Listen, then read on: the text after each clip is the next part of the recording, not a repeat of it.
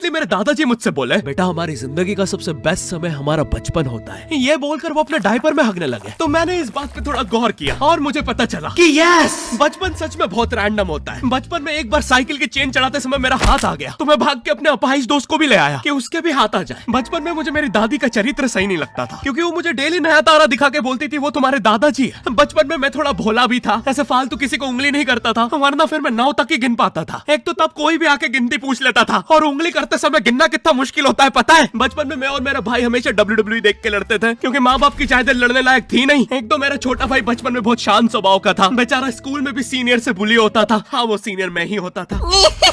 एक बार मुझसे बोलता भैया डॉक्टर बनना मेरा सपना है, तो मैंने उसे नीट की बुक्स ला दी, तो अब वो उसका पूरा सपना बन गया। अब वो डॉक्टर गेम में भी बीमारी बनता है, और बवासीर पीछे होती है। चिंटू बुक्स नहीं पढ़ रहा है तू? एक बार बेचारा बिस्तर पे गिर के रोने लग गया, तो सब बोलने लग गए कुछ नहीं हुआ, चींटी मर गई, चींटी मर गई। मैं यहाँ सोच रहा हूँ फिर अभी तक हम चींटियों वाले बिस्तर पे क्यों सो रहे थे? हाँ, घर में सबकी पीठ पे ददोड़े हो रखे हैं। हाँ, ये नहीं गिरता तो हमें तो पता ही नहीं चलता बिस्तर पे चींटियां हैं। हम तो सोए जा रहे हैं चींटियों वाले बिस्तर पे। और स्कूल में जब भी ये छोटे भाई पैंट में हक देते हैं, तो बड़े भाई को क्यों बुलाया जाता है? पता है कितनी घनघोर बेइज्जती होती है पूरी क्लास के सामने, और बुलाते भी इतने सस्पेंस है, वो देख के बड़े भाई का हगना निकल जाता है। ऐसे 2 छोटे बच्चे स्लो मोशन में भाग के आ रहे हैं। हाँ, वो उनकी नॉर्मल स्पीड है। मैं देखता हूँ मेरे भाई को क्राइम सीन से 2 पियून पकड़ के ले जा रहे हैं। उसे ब्राउन रंगे हाथों पकड़ लिया गया। मेरे भाई ने मुझसे जाते जाते कहा, मुझे फंसाया जा रहा है। मुझे पता था इस लेंडे के पीछे की कहानी इतनी सिंपल नहीं हो सकती। कड़ी तहकीकात के बाद मुझे पता चला इस लेंडे के पीछे बड़े बड़े पॉलिटिशियंस, गैंग लीडर्स और माफिया इन्वॉल्व है। मेरा भाई सही कह रहा था, ये उसका लेंडा नहीं है। हैंड्स अप पीटी टीचर, तो वो लेंडा तुम्हारा था। तो तुम्हें पता चल ही गया, तुम मुझे कभी नहीं पकड़ सकते। रुको, भाग गया। जाने दो उसे बेटा, हमने पीटी टीचर के बड़े भाई को बुला लिया है वो लेंडा उठाने।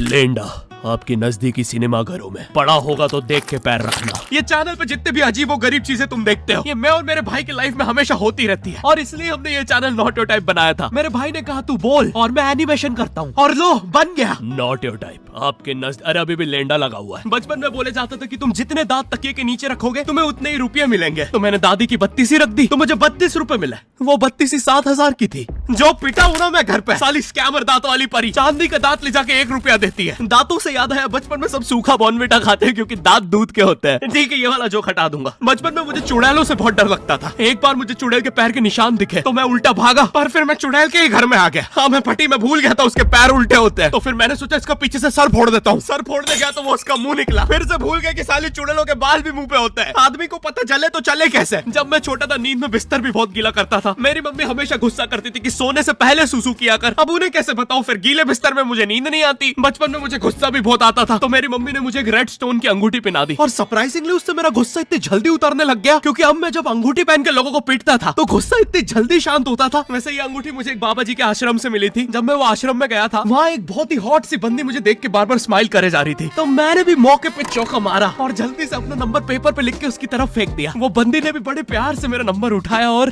खा लिया। अरे भाई, उसको भूत लगे, वो तब से सबको स्माइल दे रही है। हम भी सुबह से नंबर फेंक रहे हैं, अभी तक 2 किलो पेपर खा गई है। अब तुम्हें भी ऐसे रैंडम भूतों या स्ट्रेंजर्स पास नंबर ना फेंकना पड़े प्यार के लिए, इसलिए आओ हैपन पे चले। यहाँ तुम्हें मिलते हैं तुम्हारे कॉमन इंटरेस्ट के लोग। मुझे बॉर्नविटा बहुत पसंद है। मुझे भी रोहित। आओ मन बुद्धि हैंडशेक करते हैं। हैपन पे मिलती है आपको उन लोगों की प्रोफाइल्स जिनके साथ आप पाथ क्रॉस करते हैं। यहाँ तुम अपने एरिया के लोगों की प्रोफाइल्स भी देख सकते हो। यही नहीं, जो लोग तुम्हारे फेवरेट स्पॉट पे जा चुके हैं, यहाँ तुम्हें उनकी प्रोफाइल्स भी मिलती है। तो अभी जाकर अपना नेक्स्ट क्रश स्पॉट करो अपने ही मन पसंदीदा स्पॉट पे। तो अभी जाकर डाउनलोड करो, लिंक डिस्क्रिप्शन में। Thank you happen. बचपन में मेरी मम्मी हमेशा बोलती रहती थी कि बाहर जाके खेलो। अब बाहर मेरे मोहल्ले के बच्चे भाई वो ऐसे अजीब अजीब से गेम्स खेलते थे। कहीं ड्रैगन फ्लाई में रस्सी बांध के उसको पेट बना लिया है, कहीं नंगे भाग रहे टायर के पीछे लकड़ी मारते मारते। मेरी मम्मी को उन पे दया आ रही है कि बेचारे गरीब बच्चे किसी भी चीज से खेल लेते हैं। फिर हमारी कार पलट जाती है। हाँ, वो टायर हमारी कार का था। और मुझे एक बात बताओ, चक्के से खेलने पे वो गरीब कैसे कंसिडर हो रहे हैं? क्या पता उनने कार खरीद के चक्का निकाला हो, क्या पता लैम्बोर्गिनी के चक्के से खेल रहे हो। नहीं, तुम्हें कैसे पता चल रहा है वो गरीब है या अमीर? और एक चक्के से इतनी सारी एक्टिविटी करेंगे ये लोग। कभी चक्के में रस्सी बांध के झूला बना दिया, कभी झूले से फिका के खुद को लूला बना दिया, कभी लूले पे झूला बांधकर हुला हू बना दिया। ये इतने हरामी बच्चे थे, इनके साथ कोई भी घर घर नहीं खेलता था, क्योंकि घर ये जुए में लगा के हार जाते हैं। ये वो बच्चे जिन्हें तुम रिमोट कंट्रोल कार भी दोगे तो उसकी मोटर निकाल के पंखा बनाएंगे। एक बार इन्होंने रिमोट कंट्रोल रिमोट बनाया था। तुम अगर इस रिमोट पे बटन दबाओगे तो इस रिमोट पे बटन दबेगी, बस ये लोग मकर संक्रांति के दिन पतंग भी लूटते थे दुकानों से। पतंग से याद है मैं बचपन में अपने दोस्त जनक के साथ बहुत पतंग उड़ाता था। जनक गुजराती था और गुजराती लोग तो बहुत बड़े पतंगबाज होते हैं। वो लोग गला काटने के बाद भी काहे पोचे चिल्लाते हैं। जनक मेरे घर पे इतना बड़ा गिर्रा लेके आता था पतंग उड़ाने। उसपे पता नहीं कितने 1000 किलोमीटर का मांझा लपटा होता था। हम दोनों का सपना था उस गिर्रे की पूरी ढील देना। एक बार तो गिर्रा खाली होने ही वाला था पर वो पतंग आ तो घूम के हमारे पीछे से आ गई। हमने हमारी पतंग काट दी। तो इस बार हमने सोचा पतंग पूरी परपेंडिकुलर उड़ाएंगे, स्ट्रेट। हमने 2 घंटे ढील दी। वो मांझे में वेव सिग्नल आने लग गए प्राचीन भाषा में। हमें लगा हमने एलियंस ढूंढ लिया बट फिर धीरे से वो सिग्नल क्लियर हुआ। हमें पता चला हमने कोई नासा का 100 मिलियन का टेलीस्कोप काट दिया। पतंग नीचे ले, टेलीस्कोप काट दिया।